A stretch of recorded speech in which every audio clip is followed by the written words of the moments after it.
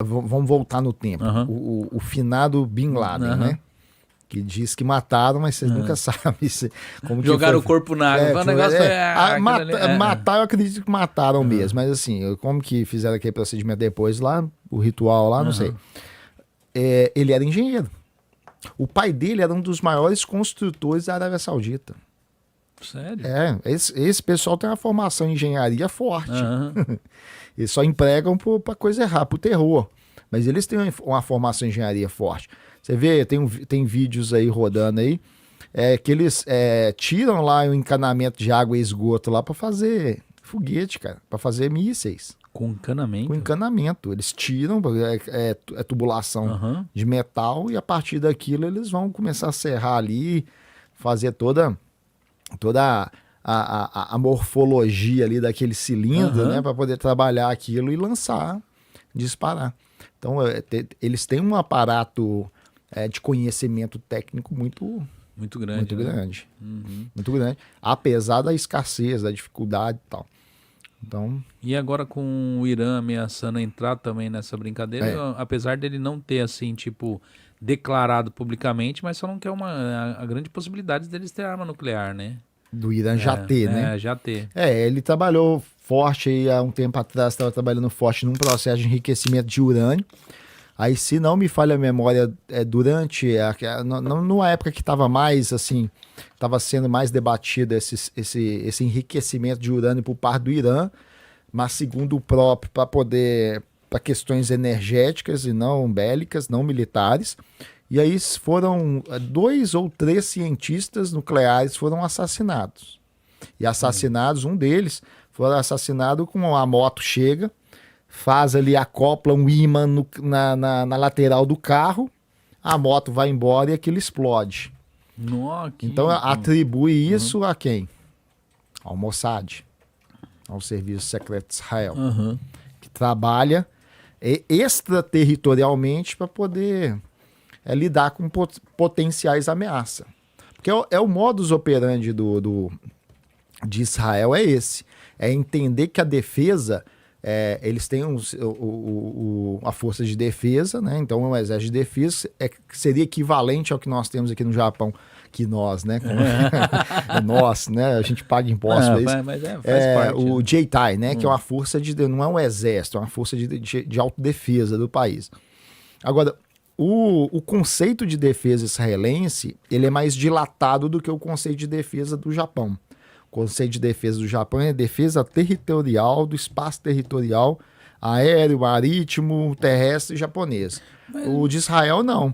Se eles tiverem que fazer incursões fora, a defesa começa no campo do inimigo. Como se fosse preventivo, como né? se fosse a Itália na Copa do Mundo de 1994, retranqueira, e já começava a defesa lá no campo do adversário, né? Tipo, já embebedando jogadores no Brasil.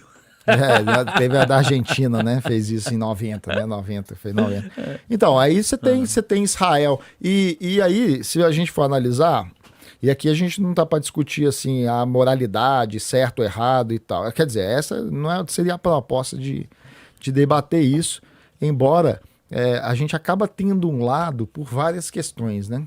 Questões históricas, religiosas, laços e etc. A gente tende a ter mais um lado, né, nesses embates que acontecem aí.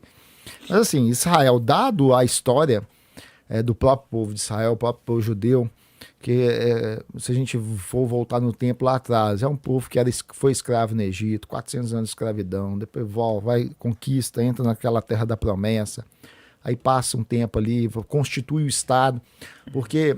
Geralmente eu vejo alguns vídeos que, na minha concepção, o conceito é errado.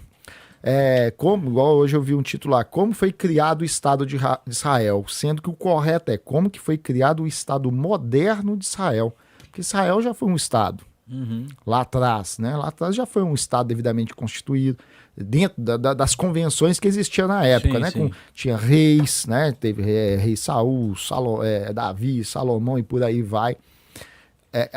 Do ponto de vista arqueológico reconhecido, do ponto de vista documental reconhecido, né? Então tem ali muitos traços que reforçam essa história, muito bem documentado num livro amplamente conhecido que é a Bíblia, né? Então, mas o povo sempre foi um povo que sofreu perseguição, cidades que sofreram sítio, tira o povo, leva o povo cativo, volta com o povo cativo, adiciona mais povos de etnias diferentes para poder meio que dar, do ponto de vista geopolítico ali, né? Pensando do ponto de vista dos imperadores que conquistavam aquilo ali, arranca o povo, devolve o povo para o lugar, joga gente que não é desse povo para poder conturbar a coisa, para tentar diluir as tradições, a cultura daquele povo e tal. Aí depois vem Império Romano, vem diáspora, né? Então, quer dizer, ali, só nesse espaço de tempo aí, pegando os grandes pontos ali, né? Desde a formação da família Israel, né? Que começa com a família e os 12 filhos. Tem uma diáspora por conta de fome que vai para Egito. Aí depois voltam, se estabelece ali. Uma outra diáspora na época da Babilônia. Aí depois passa um tempo por conta de Ciro, o persa, o iraniano, que seria o Ciro, que do atual Irã, né? O Ciro, que é ali da etnia do povo do Irã, que arrumou tudo para os judeus voltarem para lá, né? Então, aí os judeus passam lá, voltam para aquela região. Aí entra o Império Romano, aí depois de Cristo, 70 depois de Cristo, começa a diáspora aí, com a tomada lá, com a destruição de templo. Então o templo é destruído em 70. Aí o grande movimento de diáspora mesmo, que daí para não retornar mais, ele começa em 70. Ainda fica um foco de tensão ali ainda de um remanescente. Aí quando chega em 130, entre 130 e 140, aí tem mais uma leva de expulsão do remanescente mesmo ali, permanecendo poucas famílias, né?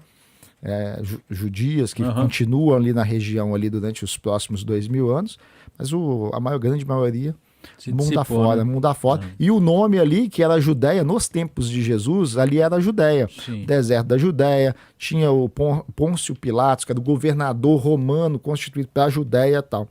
Aí depois, por conta desses levantes, um dos imperadores romanos muda o nome. Vamos acabar aqui. Os judeus estão dando problema demais com esses levantes deles aqui. Vamos acabar com isso aqui, vamos colocar nome de Palestina nesse lugar. Aí fica Palestina a partir daí. Então aí o povo faz essa... Entendeu? O pessoal que não tem a compreensão mais dilatada da história, da cronologia, aí tem essa visão. Mas lá era Palestina. Entendeu? Lá era Palestina. E como se a narrativa bíblica fosse algo mitológico. E lá começa com Abraão, né? Era a terra prometida ali. Tipo, é um lugar que já era desse povo, né? Muito do antes. Qual descende os dois povos, né? Descende tanto os árabes... Sim. Quanto os judeus, né? Que é o filho de... Esqueci o nome dela. De Agar. Ismael. Give it to me like...